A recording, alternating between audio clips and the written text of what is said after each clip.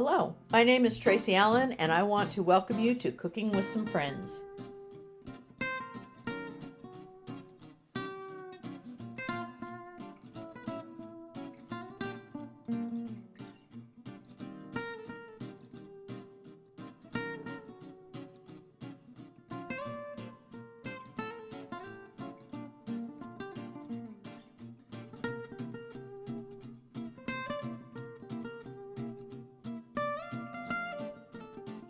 Hello everyone, and welcome to Cooking with Some Friends. A lot of times I like to use rotisserie chicken in recipes, and it's super easy to just pick it up at the store, but if you want it homemade, you can actually do that. And we're going to use our Instapot to make some rotisserie chicken.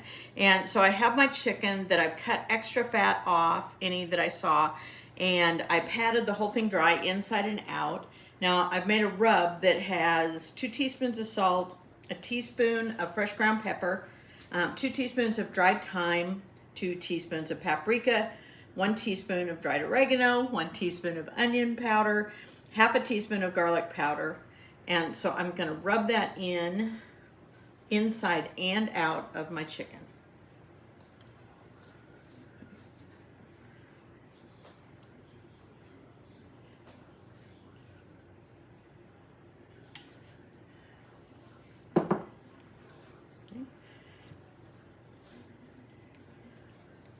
We use our Instapot when we do ribs. It makes really good ribs to get them going there first, and then transfer them to either the smoker or the grill, the oven, to kind of caramelize the barbecue sauce that's on it. But anyway, it makes really good ribs. I've got my Instapot heating on saute because first we want to get this chicken a little bit browned. And we're going to start on the high saute level, and then we will actually place the lid on it and cook it under pressure. Okay. Let me wash my hands really quickly. Well, I'm going to stick them right in that bird again.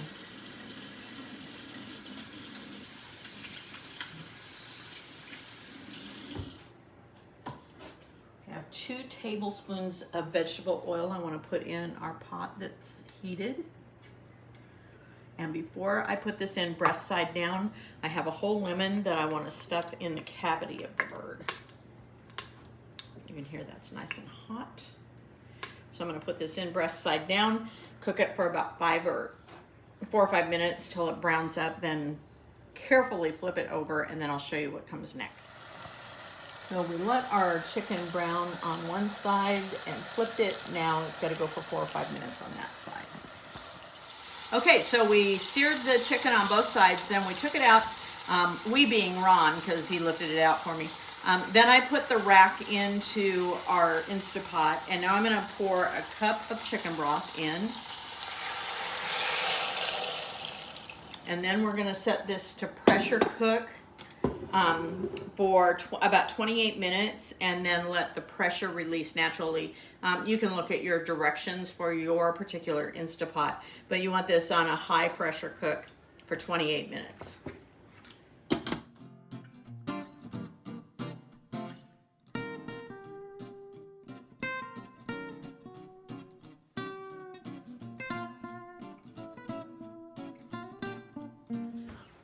Hello everyone, and welcome to Cooking with Some Friends.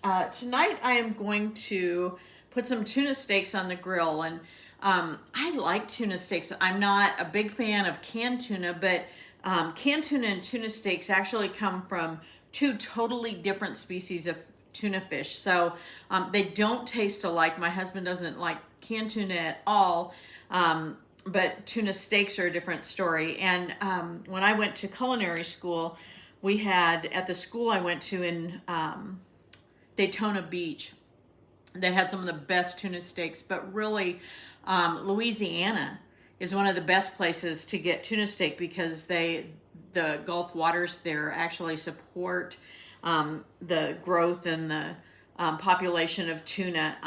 And it's kind of weird. Tuna steaks are really expensive, so you don't want to do it if your budget won't actually support that. But it's understandable how expensive it is when you know how difficult they are to catch.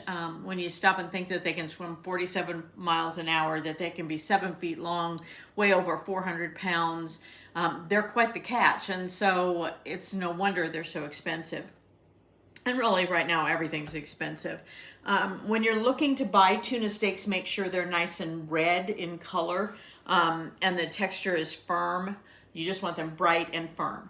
So I'm going to show you the marinade that we're going to put on our tuna steak, and we're going to put it in the fridge for 30 minutes in the marinade, and then we're going to put it on a hot grill and cook it.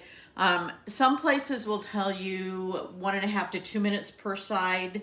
Other places will just say to your desired doneness. I don't like my fish medium rare, and so I always go longer than 1.5 to 2 minutes per side. So anyway, in my cup, I have 1/3 cup of olive oil. To that, I want to add 1 tablespoon of garlic.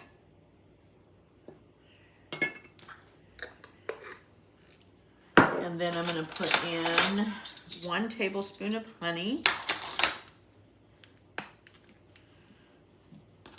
Swiping honey from my husband's tea honey again.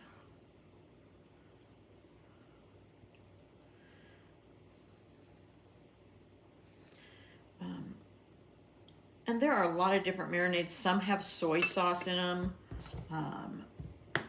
Really, tuna has a specific flavor, so it's hard to overdo the seasonings for when you're making tuna steaks. Okay. I also have, actually I've diced up some fresh oregano that I'm going to put in there, and that's about 1 tablespoon of it. 1/2 tablespoon to 1 tablespoon. And you can use parsley if you want a milder flavor. I'm going to put in some cilantro, about 1 tablespoon of cilantro.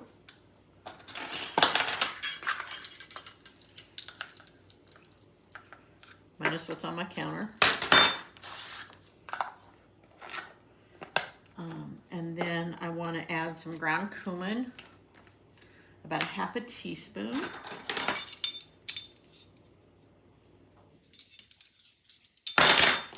And some smoked paprika. Again, about 1/2 teaspoon.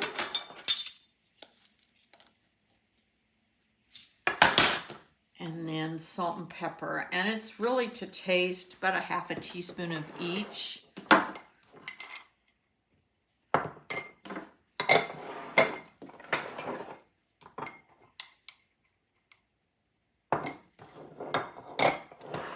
And then you could also add some citric juice, and I'm going to go ahead and I'm going to squeeze a lemon here in a second, and I'm going to add about the juice of 1/2 lemon to it.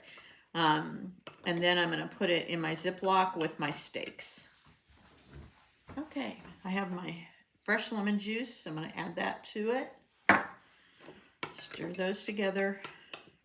I'm going to put my steaks in my Ziploc.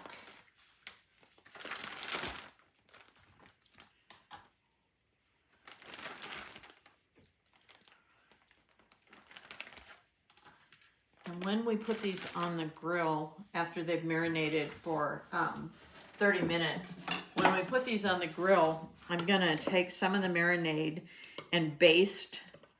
I'm going to cook it for the 2 to 6 minutes, however the doneness is you like, on one side. Then I'm going to turn that, and when I turn it, I'm going to use my marinade to baste it, and then I'm going to throw my marinade away, because you don't want to use it afterwards on meat that's already prepared. So marinade goes in.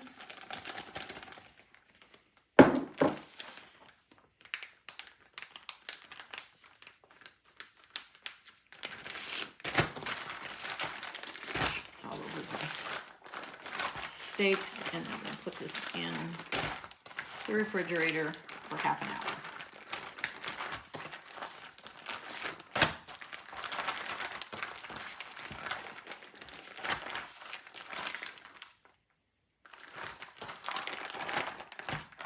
Get it on all parts of the steaks. Okay, my husband has the grill fired up, heating up, and you want it to heat up pretty hot because you want to sear the tuna steaks. So you can do this also in a cast iron skillet. Make sure it's nice and hot with just a little bit of olive oil in it, and do the same as you would on the grill, where you cook it until it's seared for a couple of minutes on one side, 2 to 6, and then flip it and do the same thing. And again, if you like your steaks medium rare, then the 2 minutes would be fine. If you like them a little more done, then cook them a little bit longer. But I'll show you what they look like after they come off the grill. Thanks for joining us for this session of Cooking with Some Friends. Make sure you like this video and subscribe to our YouTube channel. And find us on Facebook at Cooking with Some Friends.